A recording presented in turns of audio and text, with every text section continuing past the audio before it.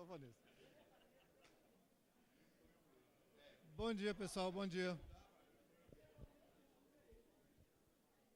Bom dia, pessoal. O microfone está bem? O microfone está bem?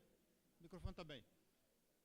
Bom dia, meu nome é Alfredo Sade Filho, eu vou dirigir essa mesa com o tema da restauração neoliberal e alternativa de política econômica. Nós temos o prazer enorme de ter duas exposições hoje. Primeiro, com a professora Vanessa Petrelli Correia, que é diretora do Instituto de Economia da Universidade Federal de Uberlândia. A Vanessa é também vice-presidente da CEP e membro do GT de Macro da CEP. E o professor Pedro Paulo Zuluti Bastos, que é professor do Instituto de Economia da Unicamp e ex-diretor da CEP. E membro do GT de Macro, como a Vanessa. Cada um dos nossos expositores vai falar durante 40 minutos e, em seguida, nós temos algum tempo para o debate. Então, vamos começar. Vanessa. Alô? Bom, primeiro, bom dia a todos. Como vocês devem ter percebido, eu não sou Denise Gentil, né? Infelizmente, a Denise não pôde vir, né? Com problema de saúde, efetivamente. E eu era para ser coordenadora da mesa, daí fizemos essa modificação aqui. Pedimos desculpas para aqueles que vieram aqui assistir a Denise, que está fazendo um trabalho muito bom na intervenção referente ao debate sobre a reforma da Previdência. Bom, na última hora, obviamente, fui chamada aqui para debater, peguei algumas intervenções que eu tenho feito, mas, principalmente, tendo em vista o perfil da mesa, na medida que a gente fala do debate do ajuste recessivo, um ponto de partida importante do debate do ajuste recessivo é a hipótese de que teria havido uma explosão de gastos primários e que estes gastos precisam ser ajustados na medida que o nível da dívida afeta a credibilidade, né? Quer dizer, obviamente, nós temos uma posição contrária a esse diagnóstico, e a minha fala aqui vai no sentido de destacar os elementos de expansão da dívida, puxando os elementos que não são geralmente analisados, que se referem aos elementos financeiros da dívida, né? E que, em nenhum momento, se discute o seu ajuste e, muito menos, a necessidade do seu controle. Então, em primeiro lugar, alguns dados aqui estão presentes, e o fundo da discussão tem a ver com o debate que a gente tem feito no GT de Macro, e parte das coisas que estão aqui estão também no documento Austeridade e Retrocesso, que foi organizado por membros do grupo do GT, e quem quiser ter acesso está aí na internet. Então, em primeiro lugar, um dos grandes debates recentes, o fato de que nós tivemos uma expansão da dívida pública brasileira, especialmente depois de 2014, 2015, 2016, e colocando isso como um fator gravíssimo, e, inclusive, o fato de que o Brasil estaria quebrado. Então, em primeiro lugar, em termos relativos, se formos analisar diferentes países, os níveis da dívida pública brasileira absolutamente não estão entre os maiores do mundo. Ainda que seja verdade que o nível da dívida pública brasileira se encontre acima da média de países periféricos, ele está muito abaixo de vários países do mundo que não são considerados como estando em nível de default ou em nível de preocupação por conta desse nível. Então, aqui, só colocando esses mais altos níveis, 2007 e 2015, 2007 em azul, 2015 em vermelho, os maiores são o Japão, Grécia, depois França, depois Estados Unidos, Espanha e Brasil, estando abaixo desses níveis. Então, um dos elementos importantes, a gente destacar, sem dúvida, há um aumento da relação dívida pública PIB. Nós vamos pegar a parte de dívida bruta, é o que está em verde, né? A parte de dívida líquida é o que está em preto, e vocês veem que isso também tem alguma relação com a dinâmica do dólar, mas a gente vai conversar sobre isso um pouco mais abaixo. Então, em primeiro lugar, você vê um aumento da dívida bruta a partir de 2014, e da dívida líquida também, mas mais especificamente a partir da dívida de 2015, em níveis substancialmente menores do que da dívida bruta.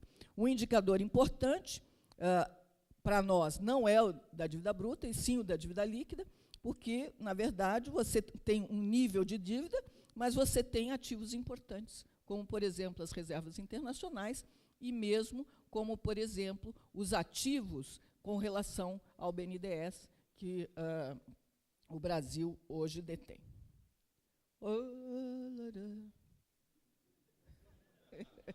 Já achei que tinha feito besteira, né? Então, aqui, fatores que provocam o crescimento da dívida. Resultados, eventualmente, resultados primários negativos, é um fator que gera aumento de dívida, né? Mas existem outros fatores, como, por exemplo, compras de ativos que rendem menos que os passivos gerados. Por exemplo, quando o Brasil, nós temos forte entrada de dólares no Brasil, o governo brasileiro compra esse excesso de dólares ingressantes, e isso gera um ativo do governo brasileiro. Só que, para comprar dólares, você primeiro emite base monetária e depois troca a emissão da base monetária por emissão de títulos de dívida, né? Essa diferença gera um aumento da dívida bruta, mas não um aumento da dívida líquida, porque, ao mesmo tempo que você aumenta a dívida, você aumenta o teu ativo. Só que tem um detalhe. Os ativos, nesse caso, são aplicados em títulos internacionais, que geram juros muito baixos, e os passivos relacionados à dívida interna são pagos, por exemplo, pela variação da taxa Selic. Essa diferença de taxas gera uma necessidade de emitir novos títulos para pagar a diferença de taxas, e aí sim há uma geração de aumento da dívida bruta sem que tenha gerado novos ativos, ou seja, gera-se também um aumento da dívida líquida. Então, operações com reservas geram impactos de aumento de dívida líquida, que basicamente não são analisados e que ocorrem em momentos de alta liquidez internacional, por exemplo, quando aparentemente está indo tudo muito bem. Política monetária também, na medida em que você faça uma política que você lance títulos de dívida pública para fazer uma política monetária restritiva, por exemplo, é um fator também de aumento da dívida. Política cambial também é um fator de aumento da dívida, né? Quer seja quando a gente faz o esquema de compra de reservas, quer quando o governo resolve não reduzir as suas reservas para controlar o câmbio, como, por exemplo, em 2015, né, o governo, ao invés de controlar o câmbio atuando pela via das reservas, ele faz uma opção, né, de controlar isso através de swaps cambiais. Eu vou mostrar os dados, e isso gera um impacto considerável da dívida bruta, que absolutamente não é analisado. Tá? E resultado de tudo isso, o próprio peso dos juros da dívida é um elemento que gera também rolagem de dívida e aumento da dívida. Então, na verdade, o resultado primário é apenas um dos elementos que gera aumento de dívida bruta e de dívida líquida. Então, em primeiro lugar, como eu coloquei, a dívida bruta brasileira piorou recentemente, né? E o que a gente vê é que os gastos primários, né, o governo faz basicamente dois grandes pagamentos, gastos primários e pagamentos de juros. Tá? Então, se nós formos ver o período entre 2003 e 2013, né, nós vemos que o resultado primário médio desse período foi positivo de 2,89% do PIB, e, em média, as despesas com juros foram negativas em 5,91% do PIB, mais ou menos 6% do PIB, né? O que gerou um déficit orçamentário médio nominal, né, de 3,02% do PIB. Então, a economia crescendo, em média, mais do que o crescimento do resultado nominal, mas, mesmo assim, um fato importante, entre 2003 e 2013, superávites primários contínuos maiores do que grande parte dos países do mundo, né? Então, todo esse período, então, o discurso de que houve uma explosão de gastos nesse período inteiro, minimamente os dados não corroboram esse resultado. Posteriormente, 2014, 2015, a gente vê um resultado primário negativo. Sem dúvida, resultado primário negativo, que a gente quer destacar, que, de fato, houve um resultado primário negativo, a nosso juízo, muito mais devido a uma queda das receitas do que uma explosão das despesas. No entanto, o que a gente quer chamar a atenção é de que, para além do resultado primário negativo, o peso das despesas com juros na dívida continua muito alto e, basicamente, em 2015, que é a base que é analisada quando se vai fazer toda a proposta de reforma constitucional de PEC relacionada aos limites de gastos públicos, pegam-se os dados recentes, na época de 2015, para mostrar uma explosão de gastos, uma explosão, pseudo-explosão da dívida, e relacioná-la com o aumento do déficit primário, que, de fato, ocorreu. No entanto, ocorreu um déficit primário, né, de 1,88, ao mesmo tempo, aumentou o peso do gasto com juros na dívida de menos 8,59% do PIB, que absolutamente não foi destacado em nenhum dos momentos do debate da necessidade de controle dos resultados. Tá? O que a gente quer mostrar é que as despesas primárias, para nós, não apresentaram, de fato, uma explosão de gastos. O que ocorreu foi uma queda expressiva da receita primária, principalmente por conta, obviamente, da desaceleração da economia brasileira. Então, só para mostrar para vocês os dados de receita e despesa, despesa é o cor de abóbora, a receita primária é o azul marinho. Como vocês podem ver, receita durante o período, até basicamente 2014, acima das despesas, e, posteriormente isso, uma queda abrupta da receita primária, e você não verifica, dentro da trajetória da despesa, um boom, um salto de despesa, ao contrário, no ano de 2015, até uma redução da taxa de crescimento das despesas primárias. Então, aqui nós vamos ver justamente isso que eu estou colocando para vocês. Aqui são as taxas de crescimento das receitas e despesas do setor público. O vermelho são as despesas e o azul são as receitas. Então, se vocês vão ver os últimos períodos, que é depois de 2012, tá? Vocês vão ver uma queda abrupta e muito forte da taxa de crescimento das receitas, enquanto que as taxas de crescimento das despesas, elas se estabilizam. Ou seja, aí já está havendo um controle expressivo de gastos. Não crescer a taxa de crescimento da despesa significa que você está fazendo contenções.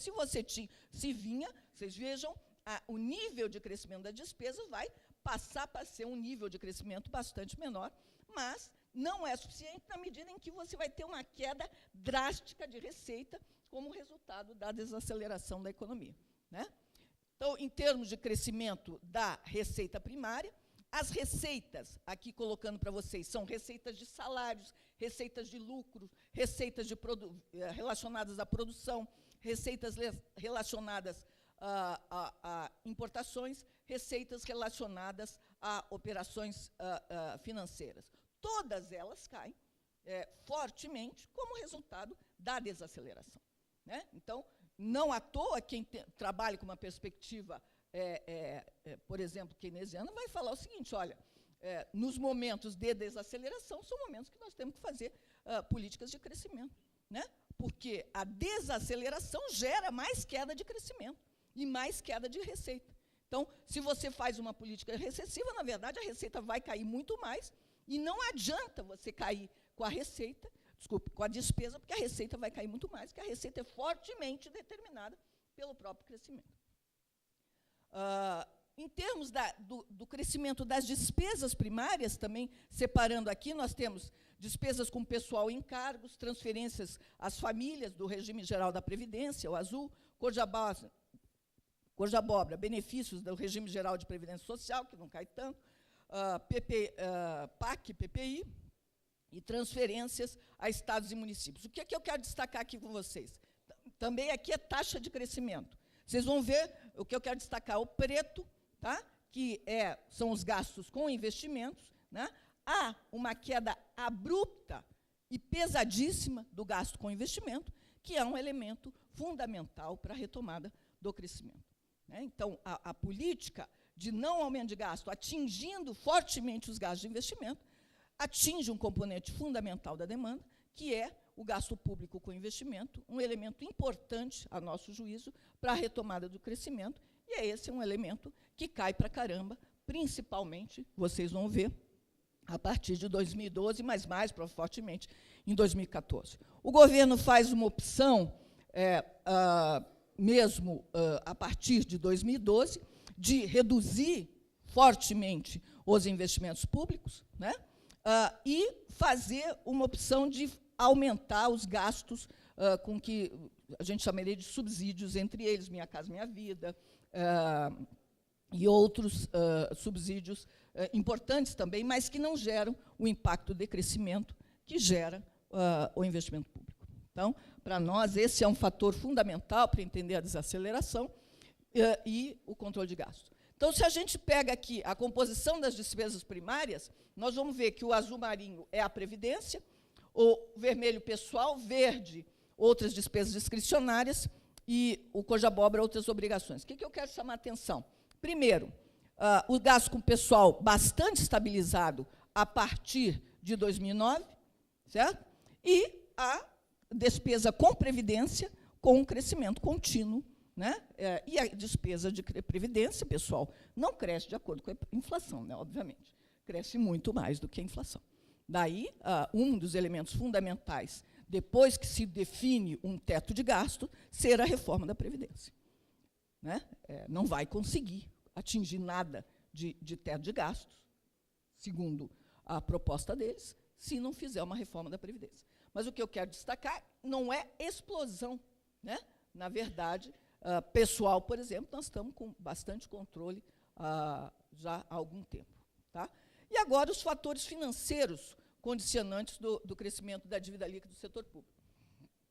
Nós vamos ver, o azul marinho é o resultado primário, que anteriormente tinha, na medida que a gente tinha um superávit primário, era um fator de decréscimo da dívida, e recentemente, né, é o azul marinho no finalzinho lá, um resultado primário negativo é um fator de crescimento na dívida. Só que ele vem junto com o peso dos juros, tá, e de mais despesas. Tá? Então, aqui só para vocês verem, o peso do resultado primário negativo sobre o total do variação da dívida líquida do setor público é muito menor do que os outros fatores. Basicamente, o peso dos juros. Tá? Só passando aqui. Então, um dos elementos importantes, que não se revela geralmente, quando eu faço uma política de compra de reservas, né, e emito operações compromissadas, né, para comprar as reservas e retirar recursos de circulação, isso gera um pagamento, né, um lançamento de títulos vinculados às operações compromissadas, e que ali dá para ver claramente a relação de operações compromissadas, que é o vermelho, com a parte de reservas. Então, esse é um elemento importante para explicar aumento de dívida bruta, né? Na medida em que, quando eu faço a política de compra de reservas, eu gero esta relação. Isto não é discutido quando nós analisamos o movimento da dívida bruta e da dívida líquida do setor público.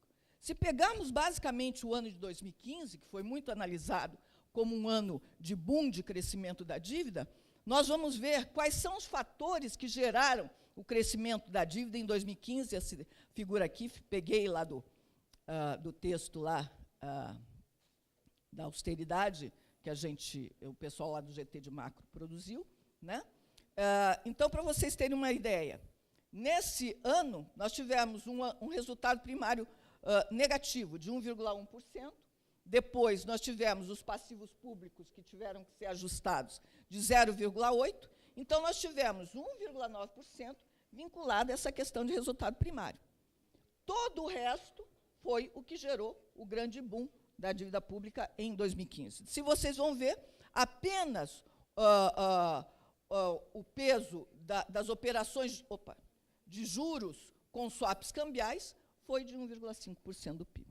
Lembrando, resultado primário negativo de 1,1 mais 0,8 dos ajustes das pedaladas.